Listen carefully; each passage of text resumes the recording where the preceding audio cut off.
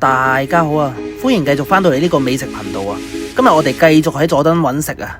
上集講到呢，38蚊啊，超班嘅雲吞麵，唔知大家睇咗未呢？未睇嘅話可以喺下面嘅連結睇翻。而今集呢，就挑戰翻啊，連續8屆攞咗米芝蓮老字號啊嘅麥文記啦。雲吞麵細蓉係行街，究竟佢係名氣大啊，定係真係咁好食呢？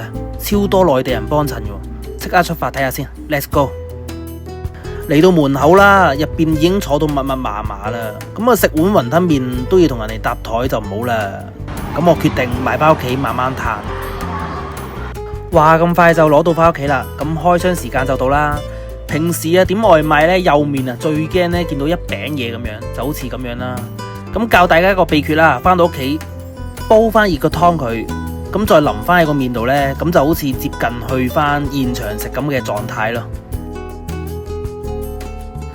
呢碗細蓉呢，就標準配有4粒嘅雲吞啦，2錢重嘅生麵，咁個湯底係幾清甜嘅。試一試個湯先，咦，個湯底係幾特別嘅喎，佢蝦殼味呢係非常突出啊，嗰個鹹鮮感呢就好重嘅，同傳統嗰啲啊清甜湯底呢有啲唔同喎，呢個層次感係幾鮮明嘅。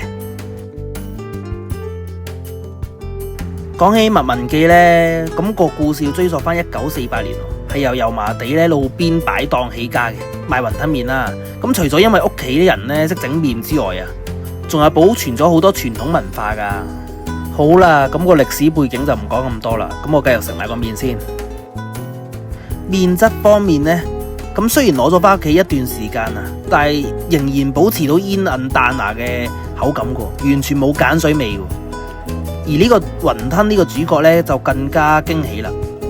平時啊出面食呢嘅蝦呢，多數都係白色噶嘛，咁但係麥文記呢一隻蝦呢，係有少少粉紅色噶，咁個蝦味呢，非常濃郁啊，咬落去呢，就完全冇死實嗰種感覺，而係一種好嫩滑啊嗰種彈牙感咯。